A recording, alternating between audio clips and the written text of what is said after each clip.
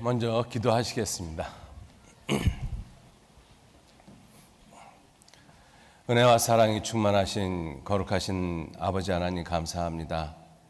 하나님의 귀하신 은혜와 능력과 사랑으로 저희들 구원해 주시고 지금 이 시간까지 주님의 거룩하신 몸된 교회 안에서 우리의 남은 생에 살아가도록 도와주시고 인도해 주신 모든 은혜를 진심으로 감사를 드립니다.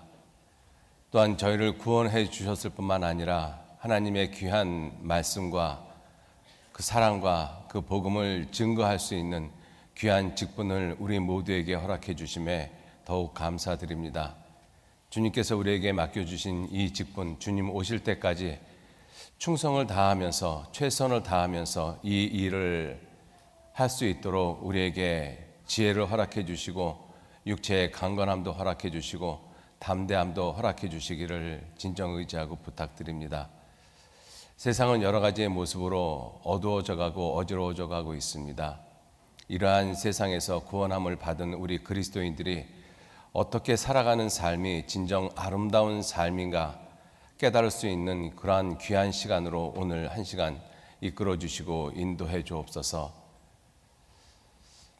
하나님을 섬기는 삶, 하나님께서 하신 일, 예수 그리스도를 증거하는 그 일이 우리 사람에게 마땅한 본분이고 그것이 구원함을 받은 그리스도인에게 가장 아름다운 삶이라는 것을 말씀을 통해서 교훈해 주시고 우리가 하고 있는 이 일이 참으로 아름다운 일을 하고 있다는 것을 우리 마음 가운데 깊이 새겨주시기를 간절히 의지하고 부탁을 드립니다. 이번 미디어 선교부 수련회를 통해서 우리들이 주님 앞에 무엇을 어떻게 전해야 할 것인가 하는 것을 분명하게 가르쳐 주시고 또 주님을 증거하고 복음을 증거하기 위해서 우리가 어떠한 삶을 어떻게 살아야 할 것인지 마음에 다짐할 수 있는 그러한 귀한 시간으로 채워주시고 인도해 주시기 원합니다.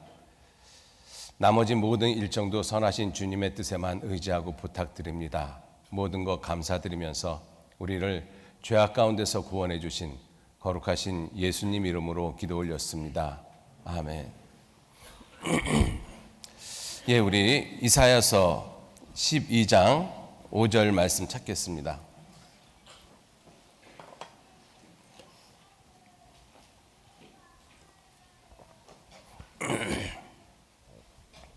이사야서 12장 5절 말씀.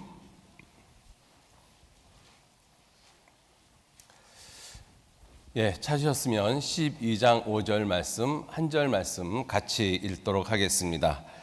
여호와를 찬송할 것은 극히 아름다운 일을 하셨음이니 온 세계에 알게 할지어다. 이번 미디어 선교부 수련회 주제 본문 말씀입니다. 안녕하셨습니까? 반갑습니다. 많이들 피곤하시죠? 어제 저녁에 10시부터 말씀이 시작이 되었습니다. 그때는 여기에 계신 분들의 한 반 정도 계셨었는데 그 이후에는 좀 많이 오셨더라고요. 그리고 보니까 늦게까지 또 교제하시고 그러셨던 것 같은데 아마 잠을 많이 주무신 분이 한 4-5시간 주무셨을 것 같습니다. 거의 한 서너 시간뿐이 못 주무셨을 것 같은데 그래서 제가 여러분들한테 이번 1시간 반 동안 정신 바짝 차리고 들으십시오라고 강요는 하지는 않겠습니다. 다만 피곤하시면 주무셔도 괜찮은데 코만 골지 마셔요. 코만 골지 마시고 다른 사람한테 너무 방해되는 그런 취침 모드만 안 가지고 계시면 괜찮을 것 같습니다. 지금 이 시간은 잠깐 정신이 말똥말똥 하시죠? 그래서 오늘 주제 말씀 온 세계에 알게 할지어다 이 주제 말씀을 핵심적으로 요약을 잠깐 하겠습니다. 정신이 맑으실 때. 그래서 이 핵심적인 내용만 여러분들이 머릿속에 잘 숙지하고 계시면 나머지 시간은 좀 주무셔도 괜찮아요. 그래서 정신이 맑을 때 좀 말씀을 드리려고 합니다. 작은 소주제를 좀 준비를 했습니다. 이 극히 아름다운 일을 행하셨음이니 온 세계에 알게 할지어다. 이 말씀의 주제를 놓고 작은 소주제 3가지를 준비했습니다. 첫 번째, 극히 아름다운 일이 무엇인가? 두 번째, 극히 아름다운 사람이 누구인가? 그리고 세 번째, 극히 아름다운 삶이 무엇인가? 너무 간단하죠? 대답들을 안 하시네.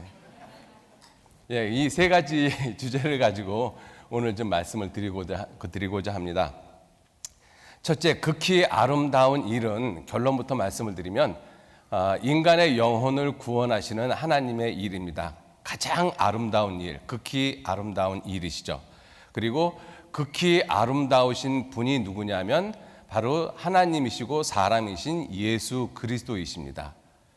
그리고 극히 아름다운 삶은 무엇이 극히 아름다운 삶인가 하면 극히 아름다우신 하나님, 즉 예수님을 증거하는 일이고 그분이 하신 극히 아름다운 일을 전하는 삶이 극히 아름다운 삶이라고 말씀을 드리고자 합니다. 지금 오늘 1시간 반 말씀을 드리고자 하는 내용이 바로 그 내용입니다. 그래서 우리 구원받은 그리스도인들은 극히 아름다운 죄송합니다. 극히 아름다운 삶을 살아야 될 책임과 의무가 있는 사람들이고 그 극히 아름다운 삶을 사는 것이 무엇이냐? 극히 아름다우신 하나님, 예수 그리스도를 증거하는 삶이고 그분이 하신 일을 증거하는 삶이다. 이것이 오늘 말씀을 1시간 반 동안 말씀을 드리는 가장 중요한 핵심 포인트입니다. 그것만 놓치고 계시지 않는다라면 말씀을 들으시는데 크게 어려움이 없으시리라고 생각을 합니다. 자, 첫 번째, 극히 아름다운 일이 무엇일까? 여러분들, 아름다움이 무엇이라고 생각하십니까? 아름다움을 한마디로 정의하기란 그리 쉽지 않습니다. 그런데 이 전도서, 제가 이 말씀을 여러분들이 찾는 수고를 좀 덜어드리기 위해서 말씀을 좀 프로젝팅 해드리도록 하겠습니다. 그래서 이 피곤하신 분들은 그냥 화면만 보시면 될 것 같습니다.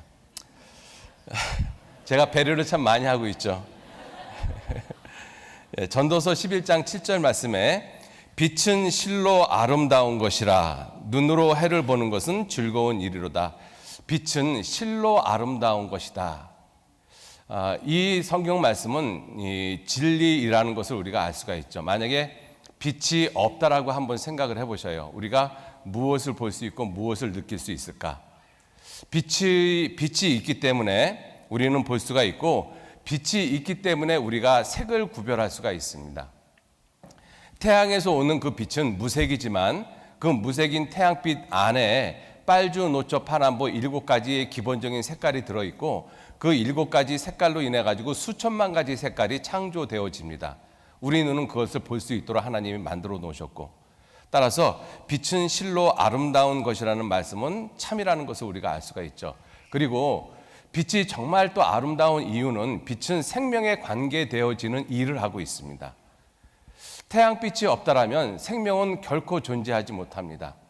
태양빛이 있기 때문에 식물이 자라고 동물이 살 수 있고 또 그로 말미암아 저와 여러분 모든 사람들이 살 수 있고, 그리고 빛이 있기 때문에 열매 맺는 과목들이 과실을 맺고 그리고 사람이 탄생할 수 있는 것입니다.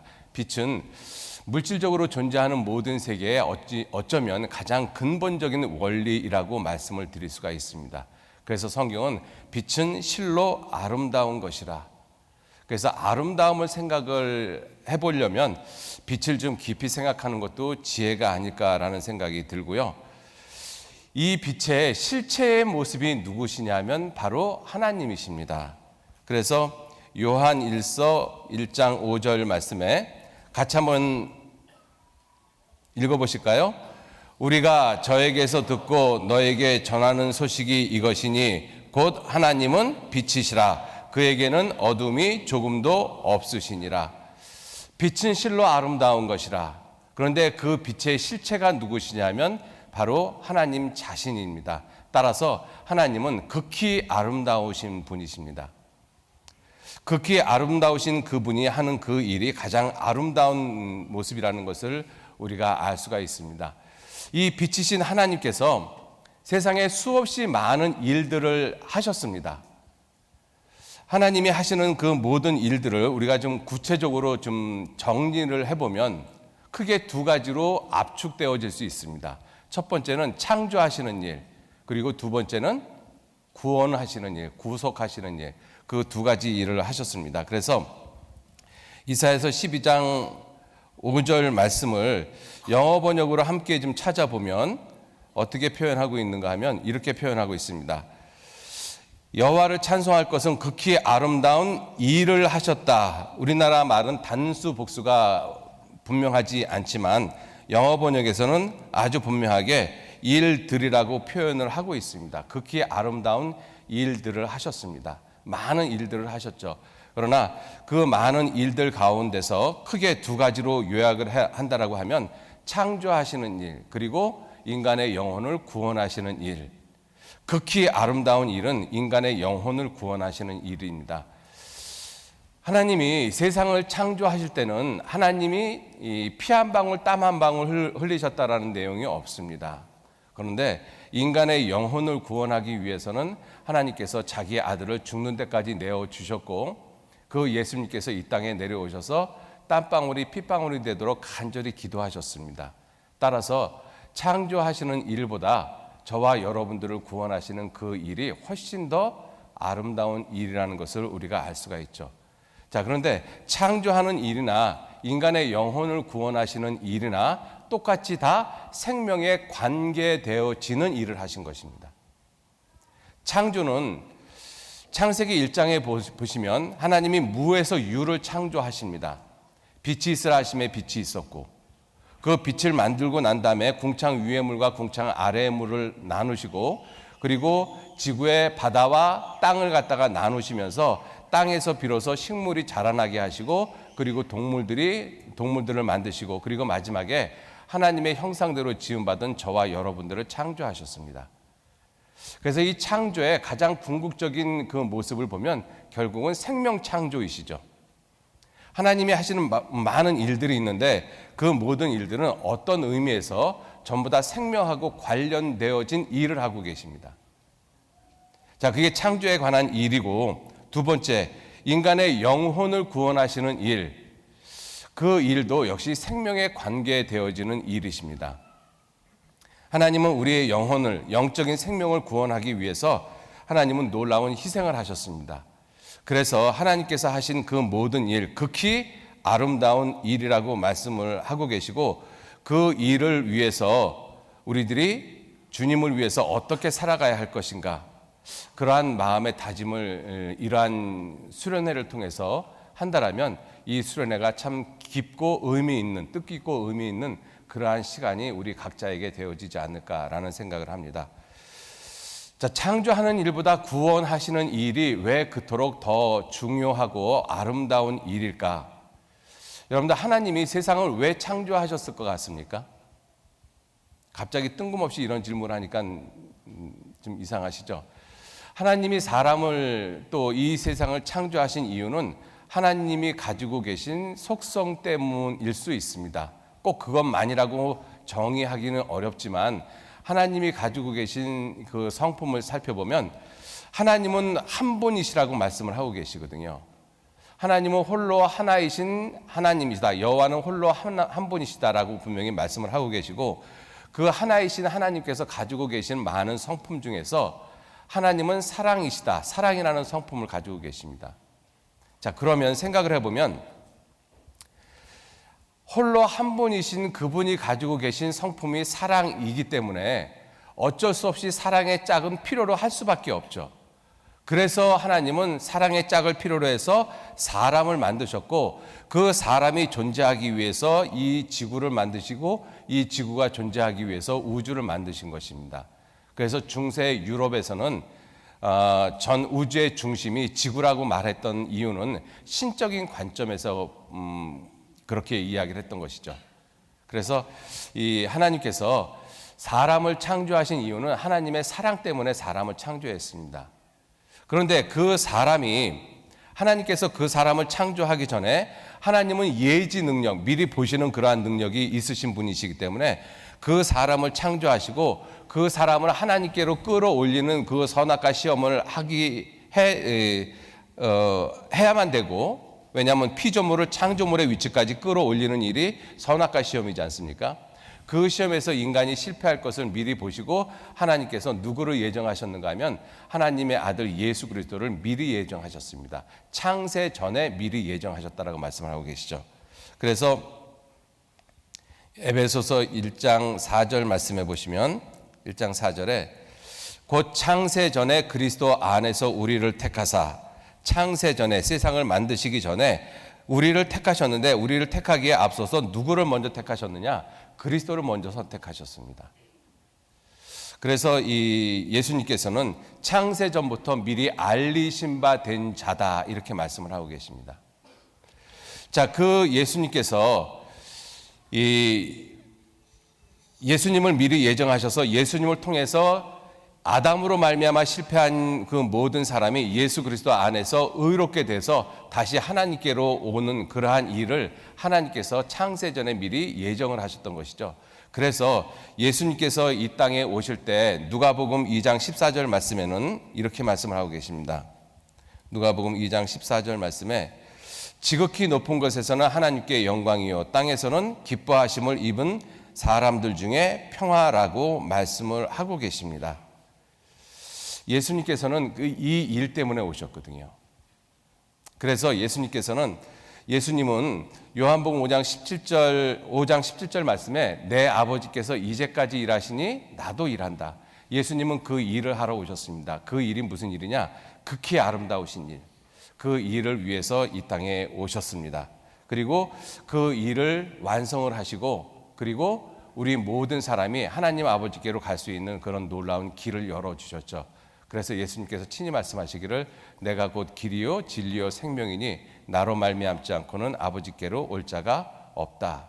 아주 분명하게 선언하고 계십니다. 그 아름다운 일을 하셨습니다. 자, 이렇게 하나님께서 하시는 그 일의 중심이 생명에 관계되는 일을 하신 것입니다. 창조도 생명에 관계되는 일을 하셨고, 인간의 영혼을 구원하시는 일도 생명에 관계되어지는 일을 하신 것이죠. 이 천사는 하나님이 만드실 때 천사는 성을 주지 않았습니다. 여러분들 천사가 남성이에요, 여성이에요? 네, 대답을 안 하셔도 괜찮습니다. 성경에 보면 천사는 시집도 장가도 아니 간다라고 말씀을 하고 있습니다. 그래서 천사의 수를, 하나님은 천사를 천천히요 만만이라, 천사의 수를 정확한 수는 얼마인지 모르지만 천사의 수가 천천히요 만만이라 이렇게 미리 정해 놓아졌다라는 것을 우리가 지금 엿볼 수가 있습니다. 그런데 사람은 처음부터 수를 정해 놓으신 것이 아니라 아담과 하와 그 두 사람을 통해서 생육하고 번성하라고 말씀을 하고 계십니다.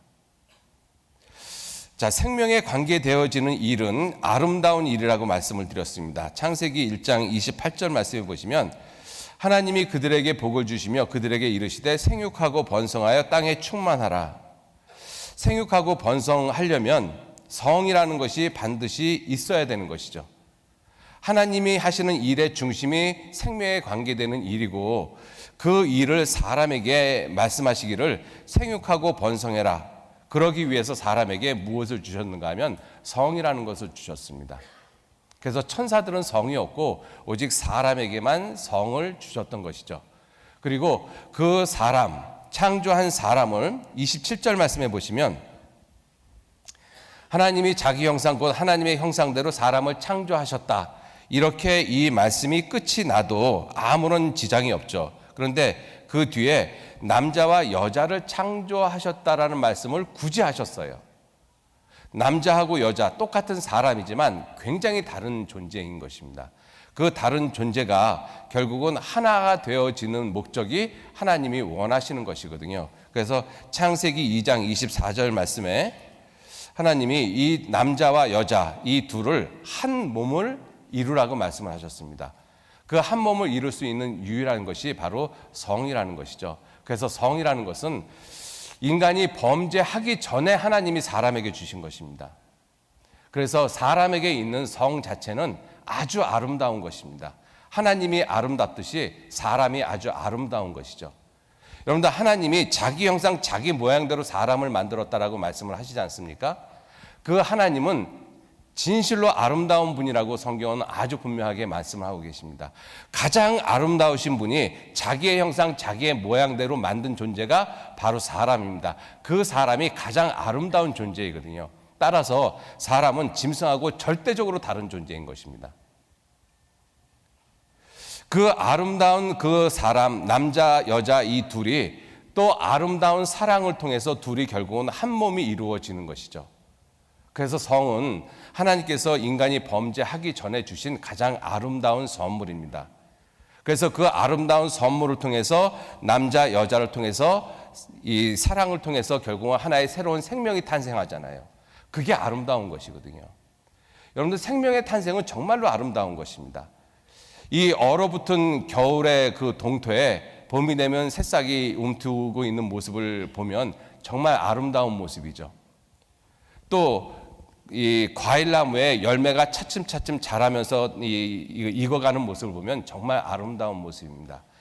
동물들이 자기 새끼를 낳는 모습을 보면 그것 자체도 아름답고, 사람이 사람을 낳는 모습을 보면 경외감마저 든다라고 이야기를 합니다. 생명을 탄생하는 것은 극히 아름다운 일이기 때문에 그렇습니다. 그 극히 아름다운 일을 하나님은 사람에게 성을 통해서 주셨어요. 그래서 그 성이라는 것이 하나님이 주신 원래의 목적대로 사용되어지면 가장 아름다운 것입니다. 그래서 결혼한 부부의 그 아름다운 그 성의 모습은 정말 아름다운 것이죠. 그러나 마귀는 그러한 하나님이 주신 가장 아름다운 성을 가장 추하고 악하게 사용을 하게끔 사람을 유혹을 하고 있습니다. 그래서 결혼하기 전에 사람이 이 음행죄를 진다든가, 결혼한 남녀가 간음죄를 진다든가, 그것은 추악하고 더럽고 지저분한 일이라고 성경은 말씀하고 계셔요. 성경은 예수님께서 이 가장 아름다운 그 일을 위해서 이 땅에 오셔갖고 죽으셨고, 하나님은 사람에게 그 아름다운 일을 할 수 있는 그러한 직분을 우리 모두에게 주셨습니다. 사람은 어떤 모습으로 살펴보든지 참으로 아름다운 존재이거든요. 그런데 마귀는 그러한 이 아름다운 존재인 사람을 결국은 타락시키고 자기의 모습처럼 아주 추하고 더러운 모습으로 사람을 몰아가고 있습니다. 그리고 우리가 살고 있는 이 시대는 그러한 모습에 가장 극으로 달려가고 있는 그러한 모습이고요. 여러분들, 아름다움의 모습은 여러 가지를 포함하고 있고 내포를 하고 있지만, 아름다움은 조화롭고 질서 있고 완전하고 충만한 상태, 그러한 여러 가지의 조건들이 함께 어우러져 있는 모습을 아름답다라고 말씀을 할 수가 있습니다.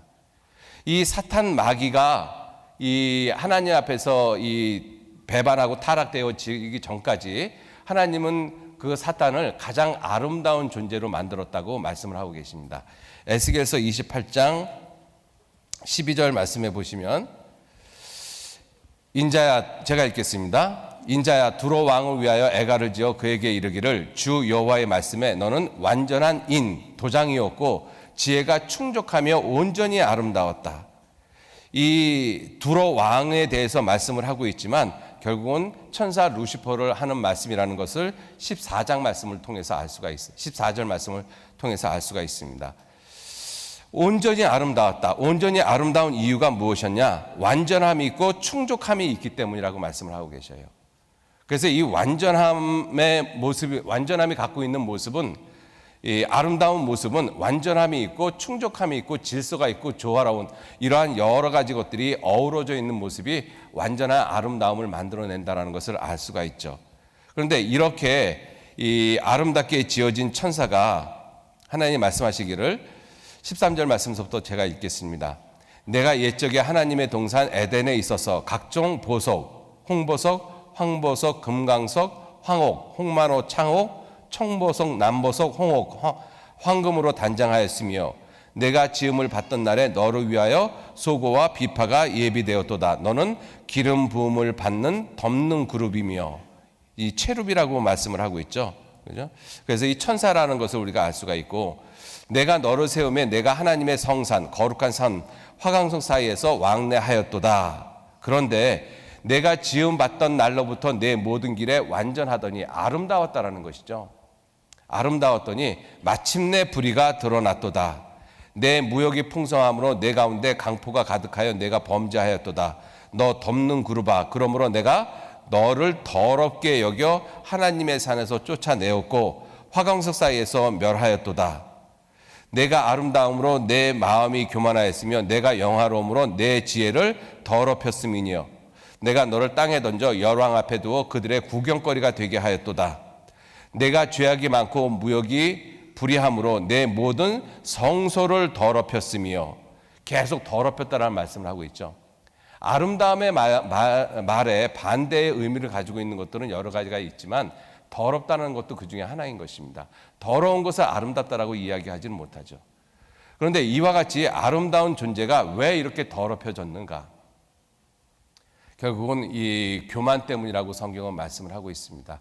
그러한 마귀가 사람들을, 가장 아름답게 지음을 받은 사람들, 하나님이 자기 형상, 자기 모양대로 지음을 받은 아름다운 사람을 더럽고 추하게 만들어 놓고 있습니다. 우리가 살고 있는 세상이죠. 그렇게 더럽고 추하게 되어진 인간들, 그래서 결국은 지옥 갈 수밖에 없는 그러한 사람들을 하나님께서는 자기 아들의 죽음을 통해서 그 사람들을 다시 살리시는, 천국으로 인도하시는 그 놀라운 일을 하십니다. 그래서 사람의 영혼을 구원하는 일이 극히 아름다운 일이라고 성경은 말씀을 하고 계십니다. 예수 그리스도께서는 그 극히 아름다운 일을 하러 이 땅에 오신 분이시죠. 자, 극히 아름다운 일이 이 구원하는 일이라는 것을 잠깐 좀 말씀을 드렸습니다. 그 구원하시는 일, 인간의 영혼, 인간에게 영원한 생명을 주시는 그분이 누구시냐면 바로 예수 그리스도십니다. 가장 아름다우신 분, 바로 하나님 자신이시죠. 자, 하나님께서는, 하나님 아버지 여호와라고 말씀하시는 그 하나님 아버지께서는 그 극히 아름다운 모든 일들을 갖다가 계획을 하신 분이십니다. 창조를 계획하신 분이시고 인간의 영혼을 구원하는 일을 계획하신 분이시죠. 그리고 예수님께서는 그 계획되어진 일을 자기 몸을 통해서 실제로 이루기 위해서 이 시간 속으로 들어오신 바로 하나님 자신입니다. 우리는 그분을 예수라고 부르는 것이죠. 여러분들, 예수님은 우리가 아주 마음 가운데 분명히 생각하고 늘 깊이 생각하고 늘 깊이 붙잡아야 될 아주 분명하고 단순한 진리가 무엇이냐면 예수님은 하나님이십니다. 당연하죠. 자, 그런데 그 예수님은 하나님이라는 그 놀라운 진리에 대해서 우리가 얼마만큼 깊이 생각하고 살아가느냐, 그거 한번 생각해 보셔야 돼요. 예수님은 하나님 같으신 분이 아니라 예수님은 하나님 자신이십니다. 예수님은 하나님 같으신 분으로 생각하는 분이 있다면 성경을 정말로 잘못 오해하고 있는 분입니다. 예수님은 하나님 비슷하신 분, 하나님 같으신 분이 아니고 예수님은 하나님이시거든요. 우리들은 그걸 너무나 당연하게 받아들이고 있죠. 예수님 당연히 하나님이죠. 그런데 그 이상 우리가 얼마만큼 더 예수님을 깊이 생각하십니까? 가장 아름다우신, 가장 사람의 모양을 입고 오셨기 때문에 가장 아름다운 사람이시거든요. 왜? 그분은 하나님이시기 때문에. 우리는 예수님에 대해서 깊이 생각할 필요가 있습니다. 성경도 히브리서 3장 1절 말씀에, 3장 1절에 화면 좀 보여주시죠. 같이 한번 읽어보시겠습니다. 그러므로 함께 하늘의 부르심을 입은 거룩한 형제들아, 우리의 믿는 도리의 사도이시며 대제사장이신 예수를 어떻게 생각하라고요? 깊이 생각하라.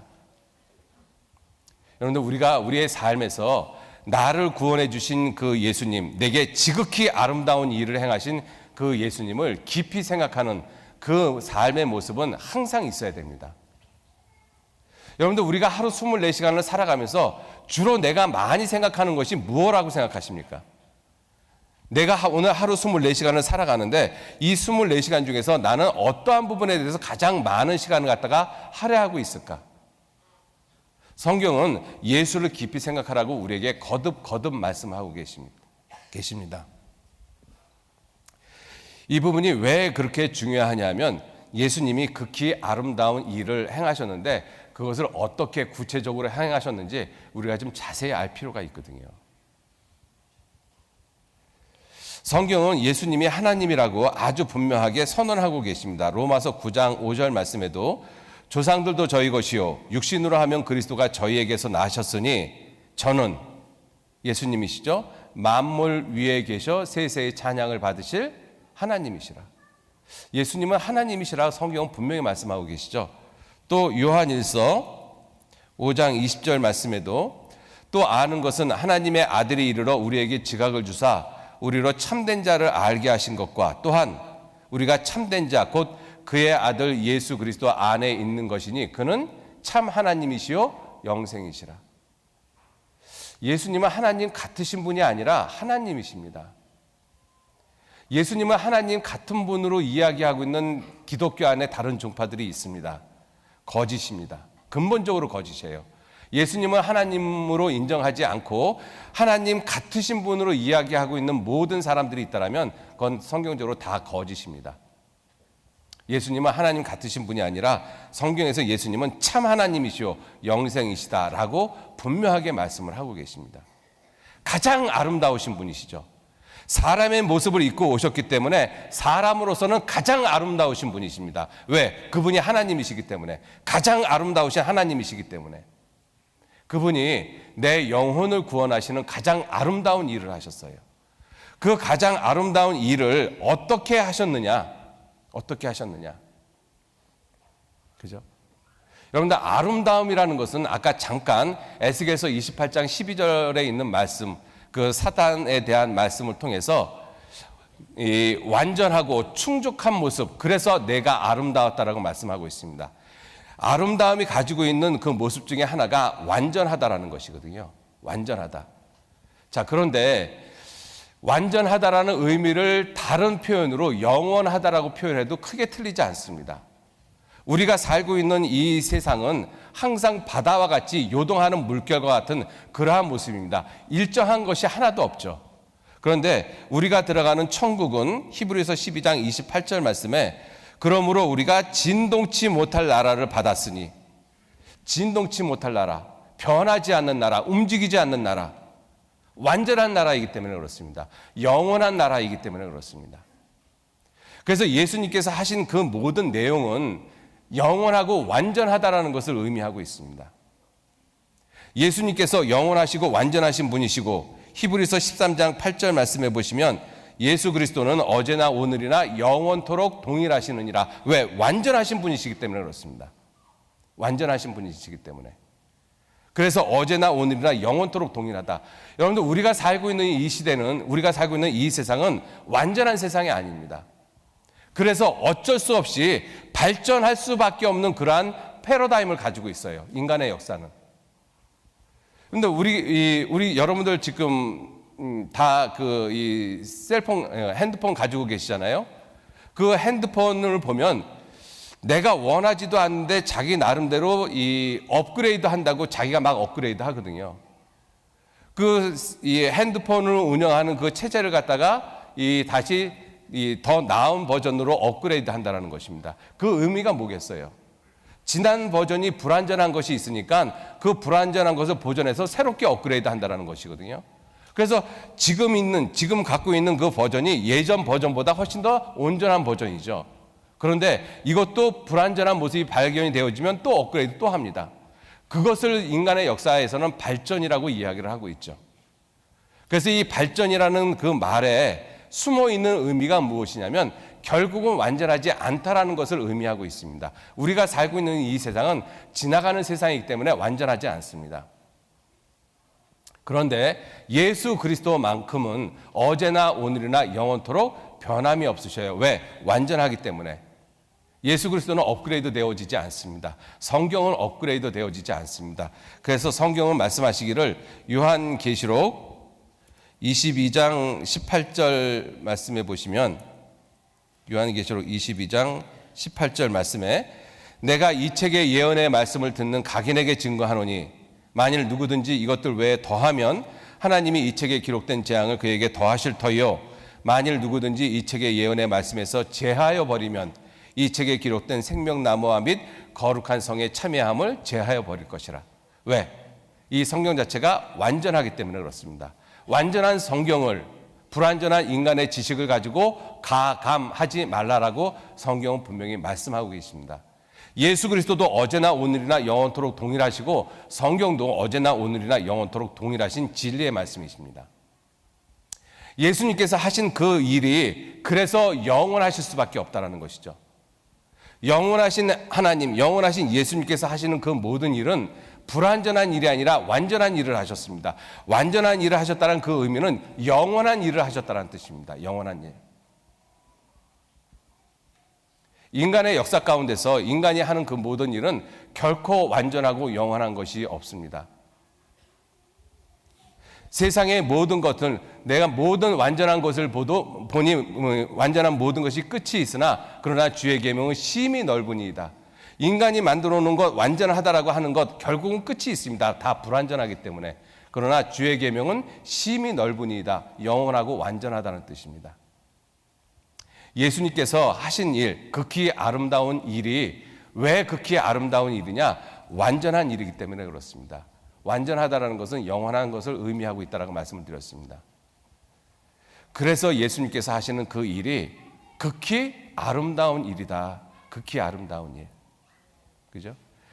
여러분들, 하나님께서 하시는 일이 크게 두 가지가 있다라고 말씀을 드렸습니다. 창조하시는 일, 인간의 영혼을 구원하시는 일. 그 중에 인간의 영혼을 구원하시는 일이 극히 아름다운 일이라고 말씀을 드렸어요.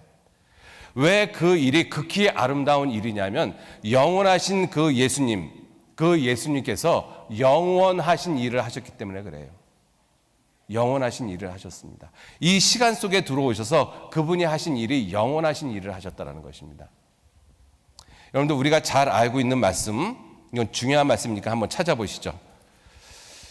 히브리서 9장 12절 말씀 찾겠습니다. 히브리서 9장 12절.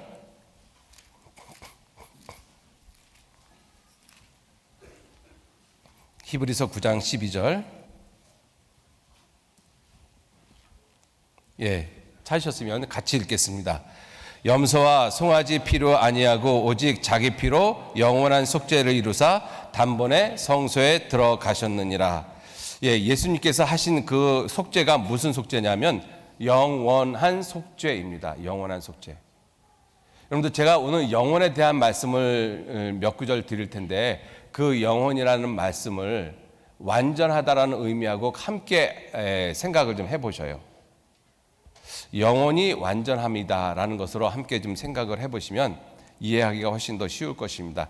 예수님께서 속죄를 이루셨는데 그 속죄가 무슨 속죄냐?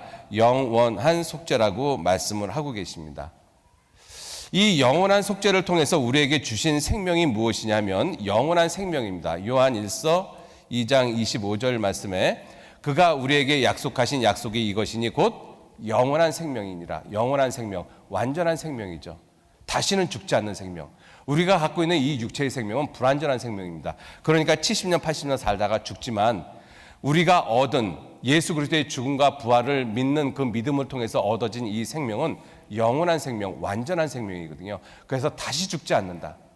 사망이 다시 주장하지 못하는 생명. 이게 영원하고 완전한 생명이기 때문에 그렇습니다. 그 영원한 생명을 주시기로 하나님께서 약속을 하셨어요. 디도서 1장 2절 말씀해 보시면 영생의 소망을 인함이라. 이 영생은, 영원한 생명은 거짓이 없으신 하나님이 영원한 때 전부터 약속하신 것이라. 그 영원한 속죄를 통해서 우리에게 영원한 생명을 주셨는데 이 영원한 생명은 영원한 약속으로 말미암아 내게 주셨다라는 것입니다.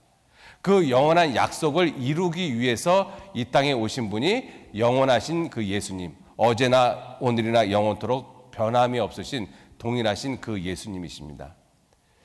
그 예수님께서 그 영원한 약속을 이루기 위해서 이 땅에 오셔서 자기 몸을 제물로 삼아서 하나님께 제사를 드렸어요. 그 제사가 무슨 제사이냐 하면 영원한 제사입니다.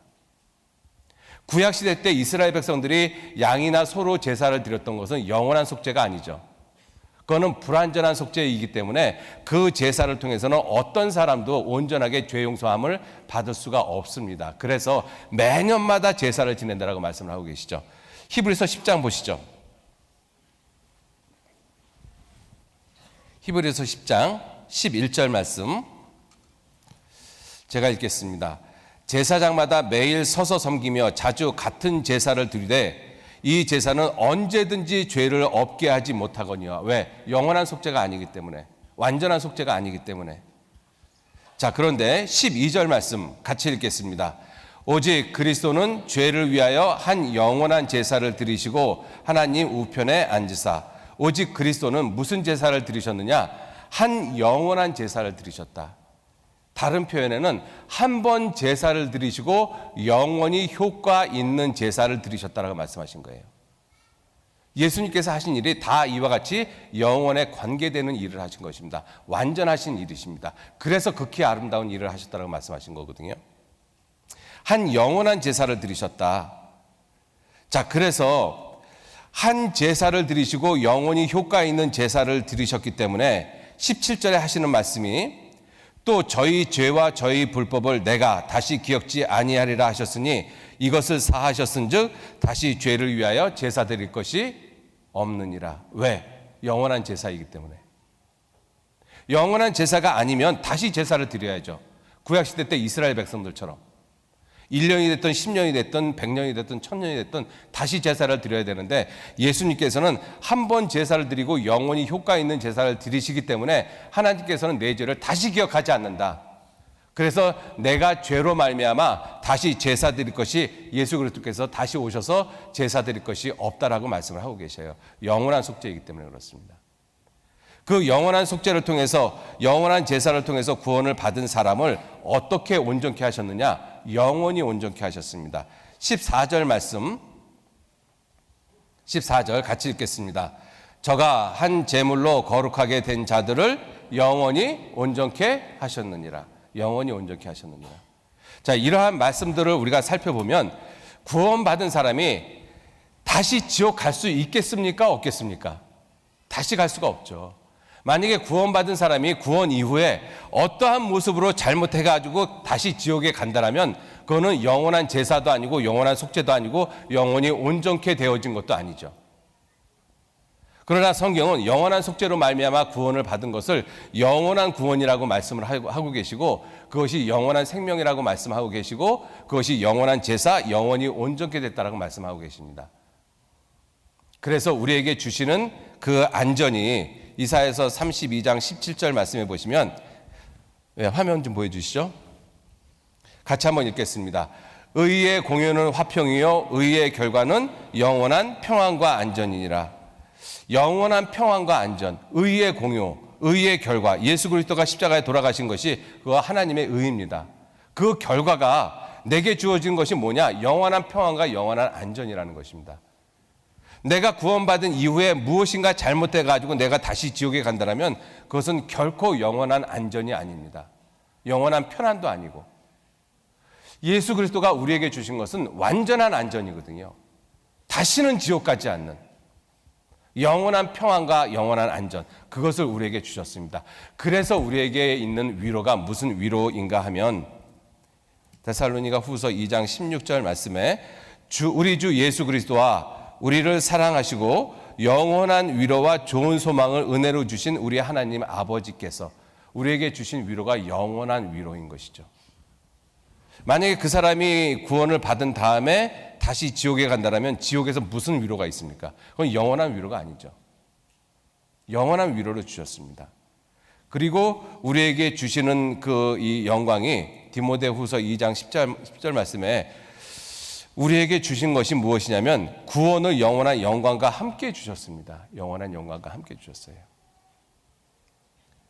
그래서 우리가 들어가는 나라가 영원한 나라라고 말씀하시고 하나님은 영원한 반석이라고 말씀하시고 구원받은 의인들을 영원한 기초와 같다라고 말씀하십니다. 모든 것이 다 영원하잖아요.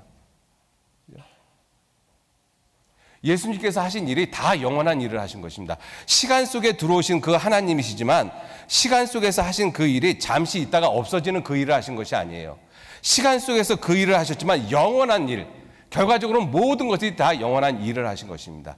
그래서 우리 그리스도인들도 이 세상, 시간이라는 세상 속에 살지만 우리가 하고 있는 일이 영원한 일을 하고 있다는 거 아셔야 돼요. 그렇게 아름다운 일. 예수님께서 그 일을 하셨거든요. 그죠? 그 일을 우리에게 이루셨고 완전하게 우리에게 이루셨습니다. 그래서 예수님께서 이 일을 하러 이 땅에 오셨기 때문에 유대인들하고 많은 대화를 할 때 유대인들이 예수님을 알아보지 못했습니다. 유대인들에게 나와 아버지는 하나이니라 라고 말을 했을 때 그때마다 유대인들이 돌을 들어서 치려고 했거든요. 그래서 왜 너희가 나를 돌로 치려 하느냐, 내가 무슨 악한 일을 하였느냐.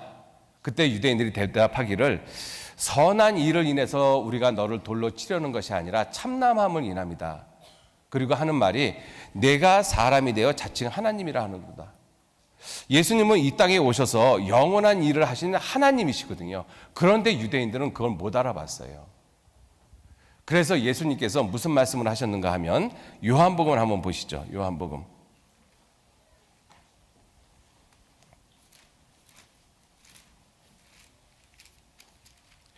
요한복음 10장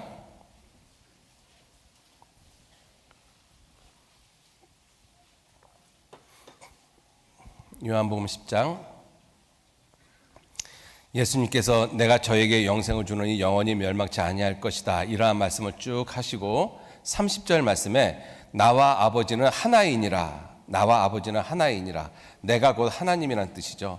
그랬더니 유대인들이 다시 돌을 들어 치려 하거늘 32절 예수께서 대답하시되 내가 아버지께로 말미암아 여러 가지 선한 일을 너희에게 보였거늘 그 중에 어떤 일로 나를 돌로 치려느냐. 유대인들이 대답하되 선한 일을 인하여 우리가 너를 돌로 치려는 것이 아니라 참남함을 인함이니 내가 사람이 되어 자칭 하나님이라 하는도다.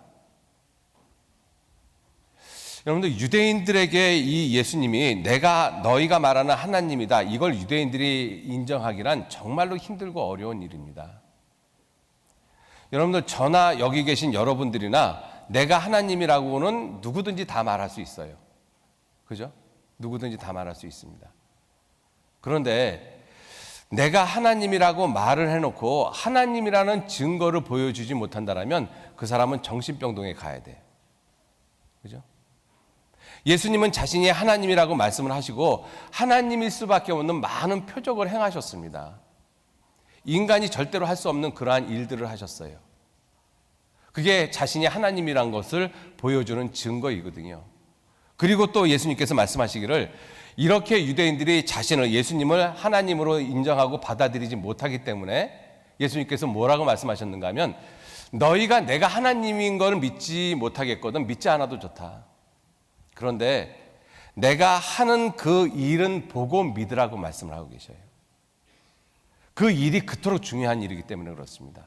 왜? 그 예수님께서 하신 일이 극히 아름다운 일이기 때문에 그래요. 극히 중요한 일이기 때문에 그렇습니다. 그죠? 그러니까 내가 하는 일을 보고 믿으라고 말씀하고 계시거든요. 37절 말씀 보시죠. 37절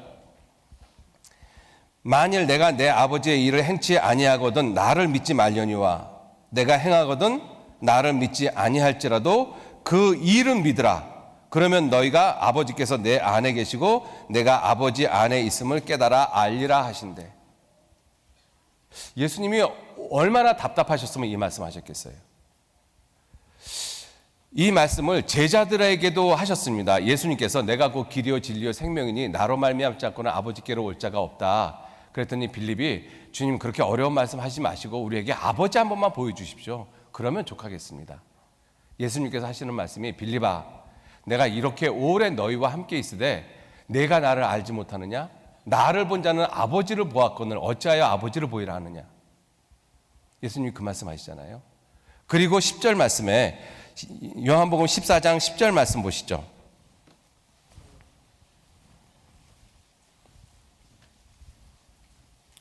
제가 여러분들 잠 깨려고 자꾸 찾는 것입니다. 주무시는 분이 없어서 고맙습니다. 잘 들어주셔서 14장 10절 말씀 나는 아버지 안에 있고 아버지는 내 안에 계신 것을 내가 믿지 아니하느냐. 내가 너에게 이르는 말이 스스로 하는 것이 아니라, 육신을 입고 있는 내 스스로 하는 것이 아니라 아버지께서 내 안에, 내 육신 안에 계셔서 그의 일을 하는 것이라. 더 놀라운 말씀이죠. 내가 아버지와 내가 하나이다라는 말씀보다 더 놀라운 말씀이에요. 왜? 너희가 하나님이라고 하는 그분이 내 안에 있다 지금. 그래서 내가 지금 너희에게 하는 그 말이 내가 하는 말이 아니라 내 안에 계신 아버지께서 그의 일을 하는 것이다 라고 말씀하고 계셔요. 얼마나 놀라운 말씀입니까? 그분이 누구시기 때문에, 왜? 하나님이시기 때문에 그렇습니다. 하나님이시기 때문에 그 말씀하신 거예요. 자, 그래서 11절 말씀에 내가 아버지 안에 있고 아버지께서 내 안에 계심을 믿으라. 그러지 못하겠거든 행하는 그 일을 인하여 나를 믿으라. 내가 하나님인 걸 믿으라. 그죠? 행하는 그 일. 그 일이 그토록 중요하다는 것입니다. 그래서 예수님께서 긴 기도를 하셨잖아요. 요한복음 17장에 보시면 17장 4절에, 요한복음 17장 4절 말씀 보시죠. 17장 4절 같이 읽겠습니다. 아버지께서 내게 하라고 주신 일을 내가 이루어 아버지를 이 세상에서 영화롭게 하였습니다. 아버지께서 내게 하라고 주신 일, 내 아버지께서 이제까지 일하시니 나도 일한다. 그 일을 예수님이 이제까지 하셨어요. 그리고 결국은 십자가에 달려 돌아가시면서 다 이루었다라고 말씀하시면서 돌아가셨습니다. 아버지의 일, 아버지가 맡기신 그 일을 다 이루셨죠. 그런데 그 아버지께서 맡기신 그 일이 실상은 누구의 일이냐? 하나님 자신의 일이라는 것입니다. 아버지께서 내 안에 계셔서 그의 일을 하는 것이라. 그래서 예수님은 아무도 못한 일을 예수님 홀로 하셨어요. 여러분들, 인간이 절대로 하지 못하는 일, 무슨 일이냐 하면 인간의 죄를 용서하는 일입니다. 인간의 죄를 용서하는 일. 그 인간의 죄를 용서하시는 일을 예수님 홀로 하셨습니다. 예수님 홀로 하셨어요. 내가 아무도 못한 일을 저희 중에서 하지 아니하였다면 인간의 죄를 용서하시는 일을 예수님 홀로 하셨습니다. 극히 아름다운 일을 행하신 것이죠. 그죠? 자, 그래서 예수님께서는 너희가 나를 믿지 못하겠거든 믿지 않아도 좋지만 내가 하는 그 일은 보고 내가 하나님인 것을 믿으라고 말씀하신 거예요. 내가 그인 줄 믿으라. 나는 너에게 처음부터 말하여 온 자니라. 바로 예수님이십니다. 아브라함이 나기 전부터 내가 있느니라. 예수님이십니다. 하나님이십니다. 그죠? 그분께서 극히 아름다운 일을 하셨어요. 저와 여러분들을 구원하시는 그 구원, 구속의 일. 어떻게 자기 육신을, 자기 생명을 죽음에 내어주면서까지 그 일을 하셨습니다. 정말 놀라운 일을 하셨죠. 여러분들, 그리고 예수님께서 정말 하나님이라는 가장 분명하고 직접적인 증거가 무엇이냐면 예수 그리스도의 부활입니다. 만약 예수님께서 부활하지 않으셨다라면 우리는 예수님이 아무리 많은 이적을 행하시고 아무리 이와 같은 말씀을 하셨다고 할지라도 예수님을 하나님으로 믿을 증거가 아무것도 없습니다. 예수님이 하나님이신 분명한 증거가 부활이거든요. 여러분들 한번 생각해 보세요. 사람은 어떠한 사람이든 아무리 위대하고 똑똑하고 능력 있는 사람이라 할지라도 죽음 앞에서는 아무것도 못합니다. 죽으면 모든 것이 끝이에요. 그죠? 사람에게 있어서, 생명을 가지고 있는 이 사람에게 있어서 가장 이 놀라운 존재가 무엇이냐면 바로 죽음이라는 것입니다. 왜? 죽음 앞에서는 사람이 더 이상 할 것이 아무것도 없어요. 자, 그러면 예수님도 죽어서 그 이후에 아무것도 하지 못하고 육신이 썩고 그것으로 끝이 났다. 그러면 그 모습은 예수님이 사람이라는 것밖에 증거하는 것이 없어요. 그죠? 여러분들, 예수님이 하나님이시한 분명한 증거가 무엇이냐면 예수님은 부활하셨습니다. 그래서 성경은 말씀하시기를 로마서 1장 4절 말씀에 성결의 화면 보여주시죠. 성결의 영으로는 죽음 가운데서 부활하여 능력으로 하나님의 아들로 인정되셨으니. 죽음 가운데서 부활했다. 여러분들, 사람은 죽으면 그 이상 할 것이 아무것도 없는데 하나님은 죽음 이후에 하실 수 있는 분이 하나님이십니다. 그러니까 죽음을 멸하시고 사망을 패하실 수 있는 분이 하나님이신 거예요. 사람은 사망 앞에서 꼼짝을 못하지만 하나님은 그렇지 않다라는 것이죠. 하나님은 생명 자체이시기 때문에 사망 자체를 패하실 수 있는 능력을 가지고 계신 분이십니다. 그래서 예수님은 죽음 가운데서 스스로 부활하셨어요. 그래서 우리의 죄를 영원히 용서하셨다는 것을 분명하게 우리에게 확증해 주셨습니다. 극히 아름다운 일을 하신 것이죠. 예수님이 하신 일은 하나님이 하신 일이시기 때문에 극히 아름다운 일이십니다. 왜? 하나님은 극히 아름다우신 분이시잖아요. 그 극히 아름다우신 하나님이 사람의 모습을 입고 이 땅에 오셔서 이 시간 속에서 하신 모든 일들이 다 영원에 관계되는 일을 하셨습니다. 영원에 관계되는 일이라는 것은 완전한 일을 하셨다는 것입니다. 그것을 아주 분명하게 증거하고 있는 것이 예수 그리스도의 부활입니다. 부활. 그래서 성경은 예수 그리스도의 죽음을 가리켜서 사도행전 20장 28절 말씀에 너희는 자기를 위하여 또는 온 양떼를 위하여 삼가라. 성령이 저들 가운데서 감독자를 삼고 하나님이 자기 피로 사신 교회라고 말씀하셨어요. 예수 그리스도가 죽었는데 하나님은 말씀하시기를 내 피다라고 말씀하고 계셔요. 자기 피로. 왜? 그분이 하나님이시기 때문에 그렇습니다. 그래서 예수 그리스도께서 하신 그 일은 극히 아름다운 일이십니다. 극히 아름다운 일. 예수님은 그 일을 하셨어요. 왜? 예수님은 극히 아름다우신 분이시고 그 극히 아름다우신 분이 모두가 다 영원에 관계되는 일, 완전한 일을 하셨습니다. 가장 아름다운 일을 하셨죠. 그 일을 온 세계에 알리고 계시는 분이 누구시냐 하면 성령 하나님이십니다. 성령 하나님이셔요. 요한복음 찾았으니까 요한복음 14장 보시죠. 요한복음 14장.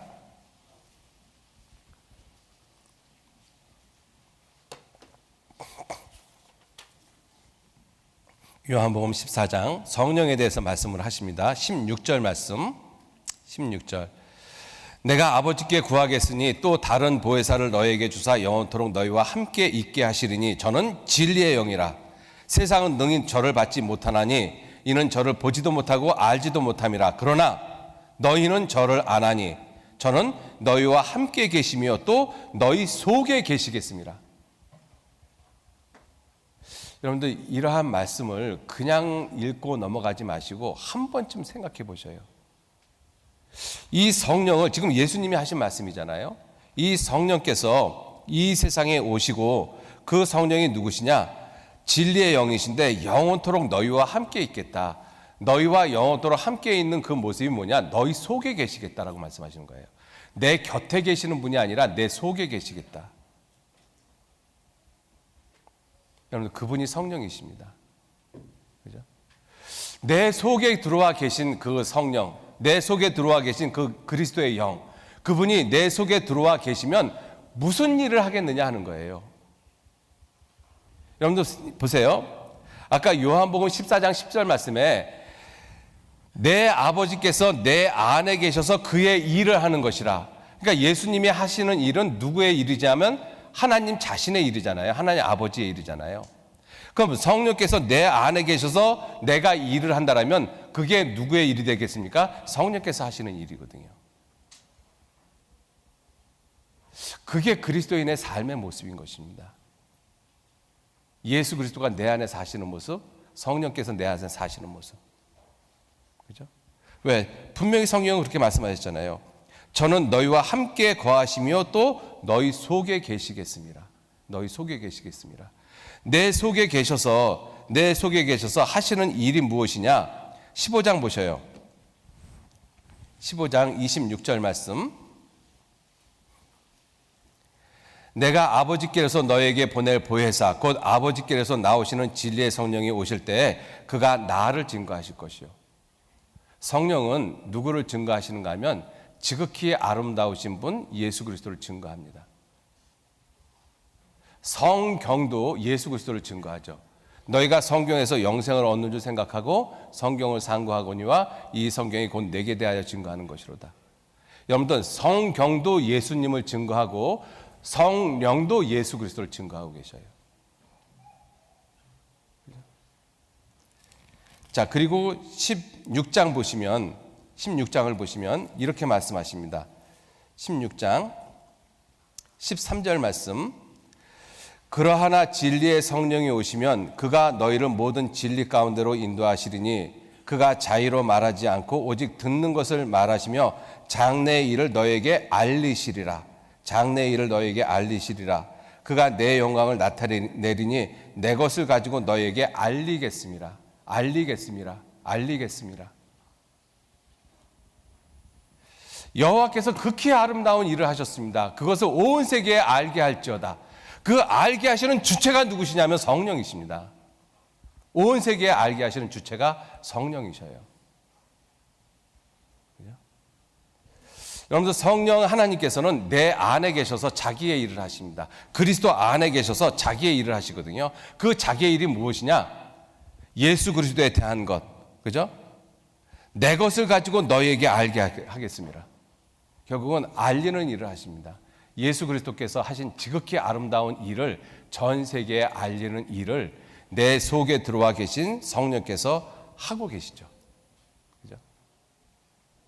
그 성령께서 내 안에 들어오셔서 그 온 세계의 극히 아름다운 일을 알게 하시는 그 방법이 무엇이냐면, 도구가 무엇이냐면 사람과 책입니다. 사람과 책. 그죠? 성령께서, 눈에 보이지 않는 성령께서 이 그리스도인 안에 들어와 계셔서 극히 아름다운 일을 갖다가 알리시는데, 그 알리시는 도구가 무엇이겠어요? 방법이 무엇이겠습니까? 눈에 보이는 사람들한테. 그것이 책이고 그리고 사람입니다. 그래서 복음을 전하는 사람들이 반드시 필요한 것이고, 복음을 전하는 사람들이 자기 말을 하는 것이 아니라 그리스도의 말씀을 전하는 것이죠. 이 성경이 곧 내게 대하여 증거하는 것이로다.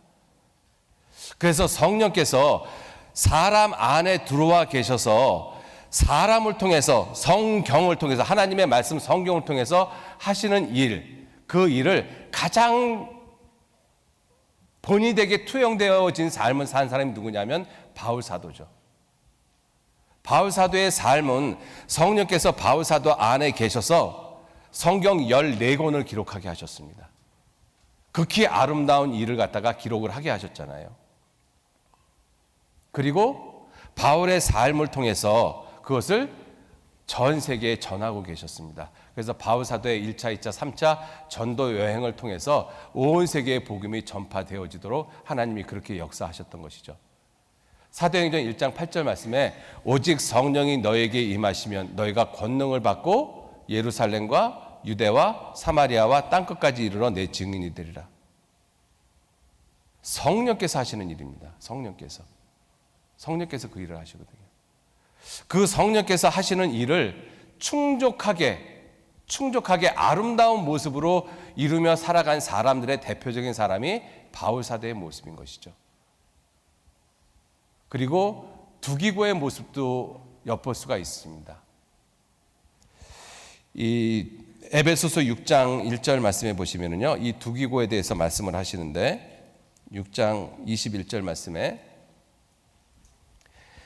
나의 사정 곧 내가 무엇을 하는지 너희에게도 알게 하려 하노니 사랑을 받은 형제여 주 안에서 진실한 일꾼 두기고가 모든 일을 너희에게 알게 하리라.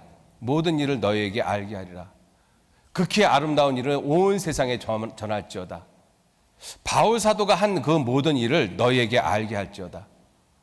결국은 사람을 통해서 했잖아요. 근데 두기고가 모든 교회를 두루다니면서 바울이 하는 일을 할 때 아무것도 안 가지고 간 것이 아니라 바울 사도의 서신을 가지고 갔습니다. 그죠? 바울 사도의 서신을 가지고 정말 먼 거리를 걸어 다니면서 그 바울 사도께서 하신 그 일을 알게 했잖아요. 성령의 하신 일의 작은 모습이 바로 두기고에게 있는 것이죠. 여러분들, 이러한 바울 사도의 삶이나 이러한 두기고의 삶이 결코 의미 없다라고 이야기할 수 있는 그리스도인은 단 한 사람도 없습니다. 아름다운 삶이거든요. 아름다운 삶입니다. 바울의 삶, 바울의 죽음은 아름다운 죽음이거든요. 아름다운 삶이고 두기고의 삶도 결코 헛된 인생을 낭비한 것이 아닙니다. 아름다운 삶이었어요. 왜?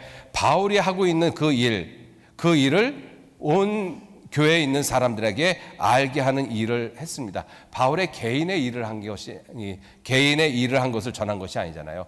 바울을 통해서 하나님께서 하시는 그 일을 서신을 통해서 온 교회에 두루두루 알리는 일을 두기고가 했습니다. 그 삶이 결코 헛된 삶이 아닙니다. 정말 아름다운 삶이거든요. 여러분들 그리스도인으로서 아름다운 삶을 살아가셔야 되잖아요. 그것도 극히 아름다운 삶. 그 극히 아름다운 삶은 극히 아름다우신 분을 전하는 것과 극히 아름다운 일을 전하는 것이 아름다운 삶입니다. 여러분들 우리 그리스도인 치고 이 세상을 추하고 더럽고 지저분하게 살고 싶은 사람이 누가 있겠습니까? 모두가 다 마음 가운데 나도 극히 아름다운 삶을 살고 싶다. 그 마음의 소원은 다 가지고 있거든요. 그죠? 저도 그렇고 여러분들도 그렇고. 극히 아름다운 삶이 무엇이겠습니까? 한번 생각해 보셔요. 어떤 삶이 극히 아름다운 삶일까? 내가 세상에서 부귀영화를 얻고 말년에 편안하게 여행이나 다니면서 사람들한테 인정받고 존경받고 그렇게 사는 것이 그게 아름다운 삶이라고 생각하십니까? 저는 절대로 그렇지 않다라고 생각합니다. 그거는 추한 모습이에요. 여러분들 우리 이 세상에서 정말 주체할 수 없이 많은 돈을 가지고 있는 사람들이 마지막 죽음의 순간에 하는 이야기들이 있습니다. 그 이야기들 중에 대표적인 것이 뭐냐면 내가 가진 재산의 절반을 줄 테니까 10년만 좀 돌려받았으면 좋겠다.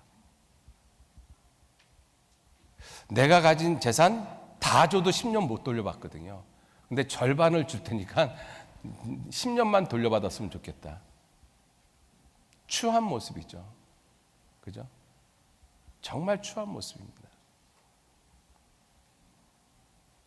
우리 그리스도인이 그렇게 사는 것이 그리스도인의 삶이 아니잖아요. 내 안에 정말 극히 아름다우신 분이 성령으로 계십니다.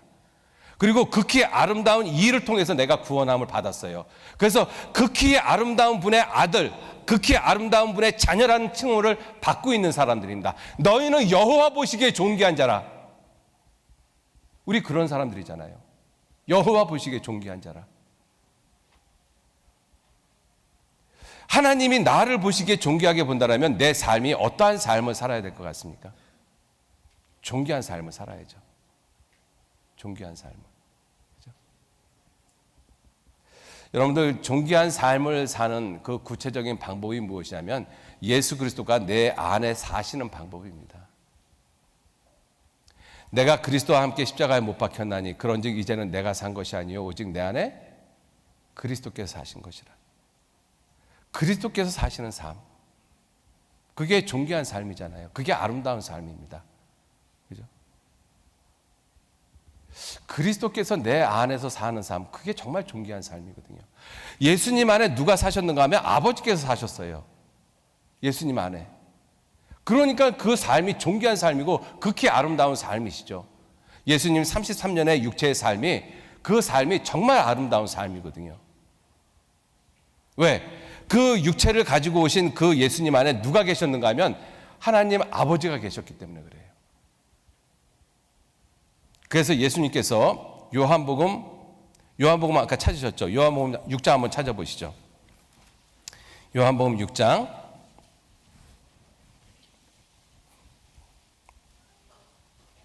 57절 말씀, 6장 57절 같이 읽겠습니다. 살아계신 아버지께서 나를 보내심에 내가 아버지로 인하여 사는 것 같이 나를 먹는 그 사람도 나를 인하여 살리라. 예, 요한복음 6장 57절 말씀에 살아계신 아버지께서 나를 보내심에 내가 아버지로 인하여 산다.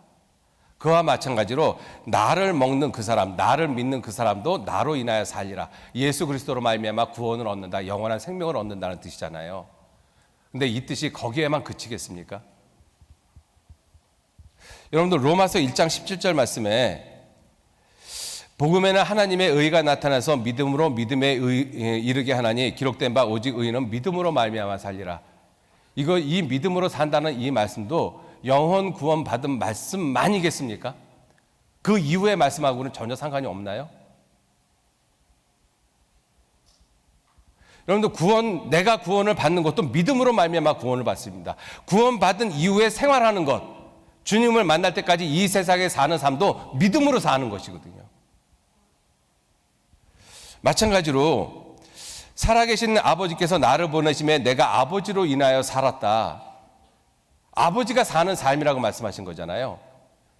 나를 먹는 사람도 나를 인하여 살리라. 예수 그리스도를 믿는 사람도 예수 그리스도로 말미암아 그 영혼이 구원을 받고 영혼이 구원을 받은 그리스도인의 삶도 예수 그리스도로 말미암아 사는 것입니다. 왜? 그 안에 예수 그리스도께서 계시니까. 그죠? 그래서 그리스도인의 삶이 극히 아름다운 삶이신 거예요. 여러분들 그리스도인의 삶은 정말 아름다운 삶입니다. 왜? 극히 아름다우신 그분이 내 안에 계시기 때문에 그래요. 그래서 성경은 우리에게 말씀하시기를 에베소서 5장 18절 말씀해 보시면 술 취하지 말라 이는 방탕한 것이니 오직 성령의 충만함을 받으라. 성령 충만을 받으라. 그런데 요즘 우리 주일 말씀에 계속 성령에 대해서 말씀하고 계시죠. 성령 충만. 그죠? 목사님이 하시는 말씀에 그 성령 충만은 지극히 정상적인 것이다. 충만하다라는 것은 정상적인 것이지 특별한 것이 아니라는 것입니다. 그런데 성경은 우리에게 말씀하시기를 성령 충만을 받으라. 그리스도인으로서 정상적인 삶을 살아라. 예수 그리스도께서 너희 안에 계시면 예수 그리스도가 사시는 삶을 살라고 말씀하시는 것이죠. 그게 성령 충만입니다. 사람으로서 정상적인 삶을 살지 못하면, 사람으로서의 충만한 삶을 살지 못하면 전혀 엉뚱한 삶을 살아갑니다. 여러분들 우리가 살고 있는 이 시대가 그래요. 그런데 우리나라도 이제 동성 결혼을 합법화시키려고 지금 추진을 하고 있지 않습니까? 정부에서. 우리나라뿐만 아니라 지금 미국 같은 데는 이미 합법화되어져 있고요. 여러분들 왜 동성끼리 결혼을 한다라고, 왜 동성끼리 관계를 갖겠다라고 왜들 그렇게 요구를 하고 난리를 치고 있어요? 비정상적인 삶이기 때문에 그래요. 사람으로서 충만하지 못한 삶이기 때문에 그래요. 왜 사람으로서 충만하지 못한 삶을 살고 있느냐? 어렸을 때부터 교육을 그렇게 받았거든요. 사람은 짐승에서 진화됐다. 원숭이에서 진화됐다. 별거 아니다. 사람은 분해해봐야 물질밖에 없다. 진화론, 유물론, 신은 죽었다. 이러한 사상에 접해 있다 보니까 사람이 존엄성이 없어졌어요. 자체의 삶의 의미도 없어지고 내가 왜 살아야 되는지 진짜 모르는 거예요. 그러니까 사람으로서의 충만한 삶을 살지 못하니까 비정상적인 삶을 사는 거잖아요. 어떠한 짐승이 수컷이 수컷끼리, 암컷이 암컷끼리 함께 삽니까? 짐승도 안 하는 일을 사람이 왜 하죠? 충만하지 못하기 때문에 그래요. 사람으로서 충만하지 못하기 때문에. 여러분들 충만하지 못하면 그렇게 비정상적인 삶을 살아갑니다. 충만한 사람은, 사람으로서 충만한 사람은요, 당연히 이성에게 끌리고 이성하고 결혼을 하죠. 그리고 자식을 낳고. 그게 충만한 삶이잖아요. 그게 정상적인 삶이거든요. 정상적인 삶이 충만한 것이에요. 마찬가지로 그리스도인이 성령 충만을 받지 못하면 비정상적인 그리스도인의 삶을 삽니다. 비정상적인 그리스도의 삶이 무엇이냐? 그리스도가 사는 삶이 아니라는 것이죠. 믿음으로 사는 삶이 아니라는 것입니다. 그러니까 구원을 받아도 자기 신세한탄하고 자기 비관하고 이상한 모습으로 살아가죠. 그리스도인인데. 성령 충만하지 못해서 그래요. 성령 충만한 사람은 그리스도가 그 안에서 사는 삶이기 때문에 그리스도의 흔적을 남기는 삶을 삽니다. 바울 사도가 그렇게 말씀하셨잖아요. 갈라디아서 6장 17절 말씀에 이후로는 누구든지 나를 괴롭게 말라. 내가 내 몸에 그리스도의 흔적을 가져노라. 그게 정상적인 삶입니다. 그리스도인으로서. 그래서 바울 사도가 내가 그리스도를 본받는 자 된 것 같이 너희는 나를 본받으라. 왜? 그것이 정상적인 삶이기 때문에, 그것이 성령 충만을 받는 삶이기 때문에.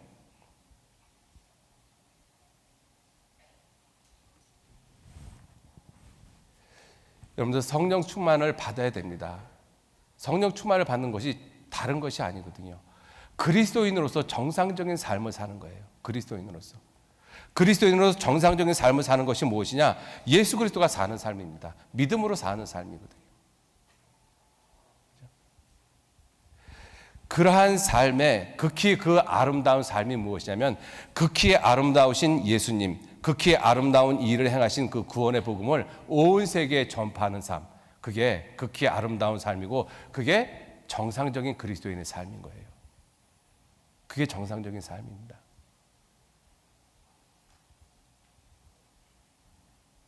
여러분들, 우리들은 보세요. 이제 정리를 좀 해보면, 극히 아름다운 일을 극히 아름다운 하나님 아버지께서 계획하셨습니다.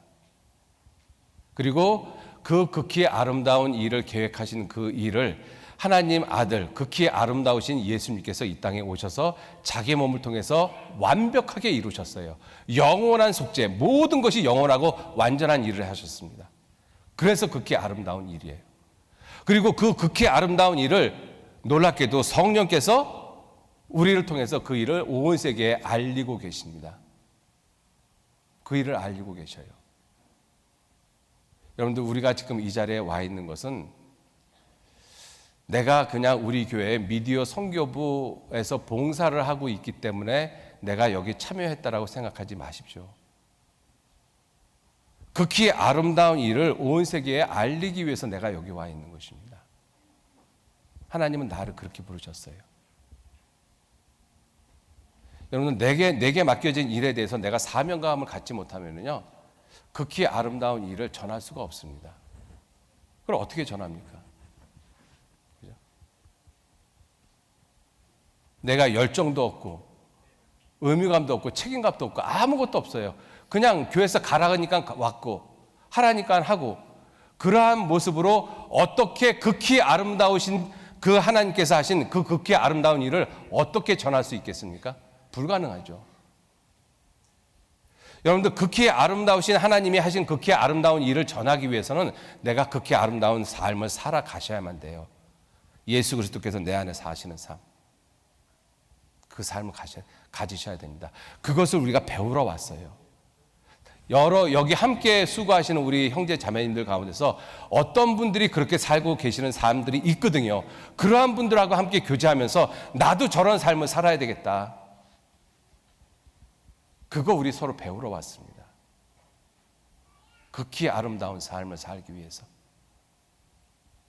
여러분들, 그렇게 아름다운 삶을 살기 위해서는요, 대충 살아서는 그런 삶이 사라지지 않습니다. 정말 사명감이 있으셔야 돼요. 책임감이 있으셔야 됩니다. 열정이 있으셔야 돼요.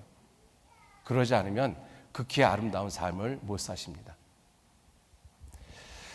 시편 48편 좀 잠깐 보시죠. 마지막으로 시편 48편 보시겠습니다. 마지막이라고 그러니까 눈을 뜨시네요. 고맙습니다.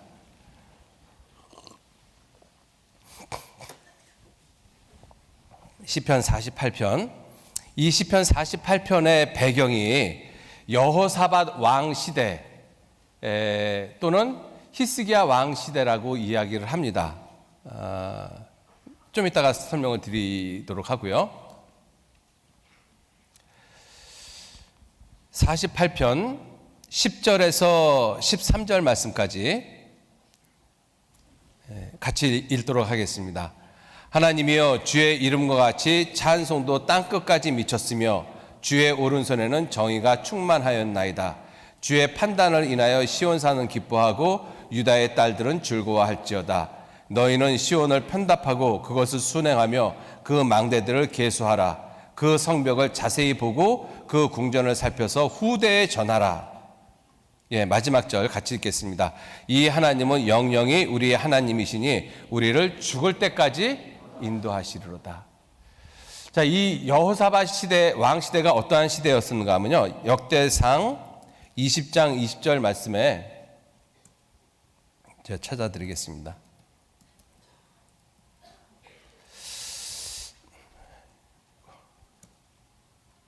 대상 20장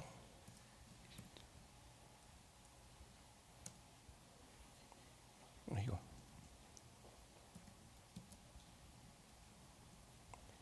역대하 20장 20절 말씀입니다. 죄송합니다.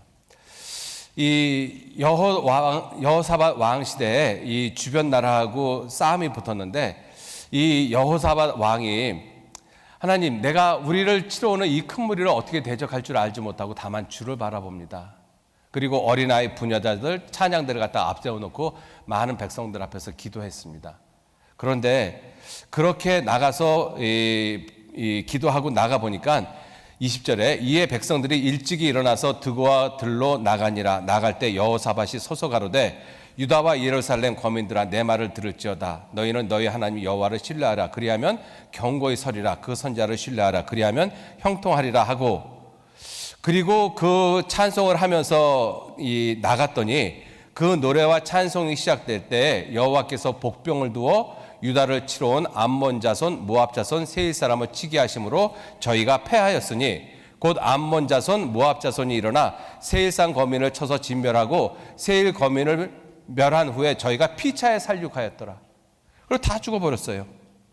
유다 사람들이 들망대에 이르러 그 무리를 본즉 땅에 엎드러진 시체뿐이요 하나도 피한 자가 없더라.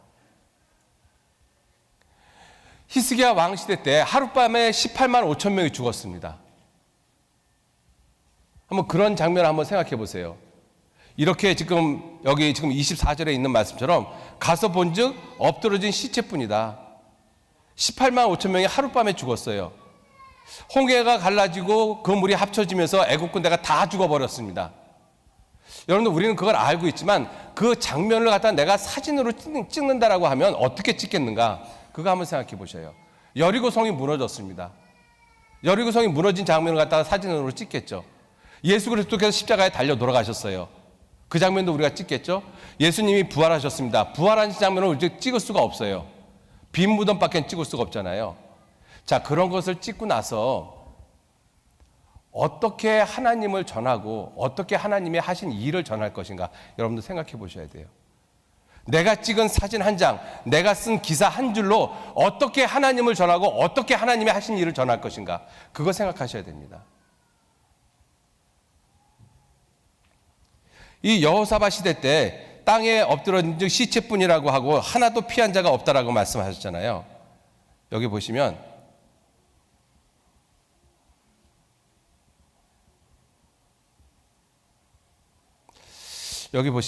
이 역대하 20장 29절에 이방 모든 나라가 이스라엘의 적군을 치셨다 함을 듣고 하나님을 두려워한 거로. 여러분들, 이방 모든, 이스라엘 백성이 아니지 않습니까? 이스라엘 주변에 있는 이 모든 나라가 여호와께서 이스라엘의 적군을, 모압 자손, 암몬 자손, 세일 자손을 갖다가 자기네들끼리 서서 죽였다 함을 듣고 하나님을 두려워했다라는 거예요.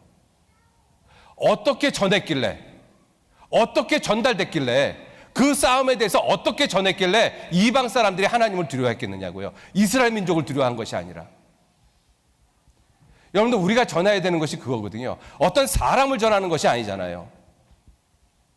우리가 전하는 것이 무엇을 전합니까? 여호와 그리스도, 하나님, 예수님을 전합니다. 그분이 하신 일을 전하는 거예요. 여러분들, 내가 어떠한 우리 가운데서 일어나는 이 복음에 관한 일들에 우리가 어떤 사진을 갖다 기록을 하고 어떤 글을 갖다 기록을 한다라고 했었을 때 그 전하고자 하는 그 중심이 예수 그리스도, 하나님, 그리고 그분이 하신 극히 아름다운 일이 중심이 되어지지 않으면 우리는 가짜 뉴스를 만들 수밖에 없어요. 요즘 우리가 살고 있는 시대에 페이크가 아주 판을 치고 있잖아요. 거짓 기사, 가짜 기사들이. 복음을 전하는 사람이 예수 그리스도를 전하지 않고 예수 그리스도께서 하신 극히 아름다운 일을 전하지 않으면 그건 페이크입니다. 가짜예요. 여러분들, 이 여호사밧 시대 때 이방 모든 나라가 여호와께서 이스라엘 적군을 치셨다 함을 들었어요. 그럼 전할 사람이 분명히 있다라는 것이죠. 이방 나라에게 전했어요. 이 싸움을. 그 사람이 어떻게 전했겠느냐고요. 아, 우리 여호사밧 왕이 이렇게 대단해. 그래서 우리가 이 싸움에 이겼어. 그렇다면 이방인들이 듣고 여호사밧 왕과 이스라엘 민족을 두려워했겠죠. 그러나 전한 사람이 누군지는 안 나오지만 적군을 치셨다 함을 들었어요. 이방인들이. 누가 전했는지 모르지만 이름도 없습니다. 누가 전했는지. 그러나 그 전한 사람은 아주 옳은 걸 전했어요. 왜? 결과가 그걸 말하고 있잖아요. 하나님을 두려워했다. 여호사밧 왕이나 이스라엘 민족을 두려워한 것이 아닙니다. 여호와께서 극히 아름다운 일을 행하셨습니다. 그 일을 온 세계에 알게 할 책임과 의무가 있는 사람들이 저와 여러분들이에요. 어떻게 전해야 될 것이냐? 그리스도를 전하고 그리스도께서 하신 일을 전해야 됩니다. 그러려면 그리스도에 대해서, 그리스도가 하신 일에 대해서 자세히 알지 못하면 못 전합니다. 내가 그리스도에 대해서, 극히 아름다운 분에 대해서 아는 것이 없고 극히 아름다운 일에 대해서 아는 것이 없는데 그것을 어떻게 전하겠습니까? 그러한 지식이 없으면 결국은 그 극히 아름다운 일을 전하는 그 사람을 이야기를 하죠. 아, 그 사람 말씀이 이렇게 좋아. 그 사람이 이런 일을 했대. 그 사람이 이런 말을 했대. 하나님은 온데간데 없습니다. 우리가 만약 그렇게 전한다면 하나님 앞에서 큰 죄를 범하는 거예요. 그래서 성경은 우리에게 말씀하시기를 시편 48편 12절 말씀에 너희는 시온을 편답하고 그것을 순행하며 그 망대들을 계수하라. 그 성벽을 자세히 보고 그 궁전을 살펴서 후대에 전하라. 대충 해가지고는 못 전하는 거예요. 두루 다니고, 편답이라는 것이 두루 다니는 거잖아요. 그죠? 순행하고 그 망대들을 계수하고 그 성벽을 자세히 보고 그리고 하나님이 어떤 일을 어떻게 하셨는지 분명하게 전하라고 말씀하고 계십니다. 여러분들, 우리들이 그 사명 가지고 계셔야 돼요. 여러분들, 저와 여러분들 어떤 사람들이냐면요, 하나님의 극히 아름다운 일을 전하는, 복음을 전하는 사람들입니다. 말씀만 전하는 사람들이 복음 전하는 사람들이 아니에요. 여러분들이 복음 전하는 사람들이거든요. 여러분들, 미디어라는 자체가 전달, 매체라는 뜻을 갖고 있잖아요. 하나님도 매체를 통해서 일을 하시거든요. 사람과 책을 통해서. 우리도 매체를 가지고 하나님의 복음을 전하고 있잖아요. 자부심 가지셔야 됩니다. 남은 시간 그러한 자부심 가지시고, 혹시 이 자리에 내가 마지못해서 왔다라고 하는 그러한 분이 있다 할지라도 마음을 바꿔 잡수셔요. 그래서 정말 극히 아름다우신 그 하나님께서 행하신 극히 아름다운 일을 나도 행하면서 이 세상에서 극히 아름다운 삶을 살아야 되겠다, 그 다짐을 하는 그러한 시간이 여기 계신 모든 분들에게 주어졌으면 좋겠습니다. 같이 기도하시죠. 하나님, 귀한 은혜와 사랑에 진심으로 감사를 드립니다. 성경을 통해서 극히 아름다우신 하나님, 예수님, 또 그분이 하신 극히 아름다운 일이 무엇인지 말씀을 통해서 교훈해 주셨습니다. 이제 구원함을 받은 우리 그리스도인들, 정말 하나님 앞에 존귀한 존재인 우리들이 하나님 보시기에 극히 아름다운 삶을 살아갈 수 있도록 한 사람 한 사람 일깨워 주시고 인도해 주옵소서. 나머지 모든 시간들도 선하신 주님의 뜻에만 의지하고 부탁드립니다. 예수님 이름으로 기도 올렸습니다. 아멘. 예, 수고하셨습니다.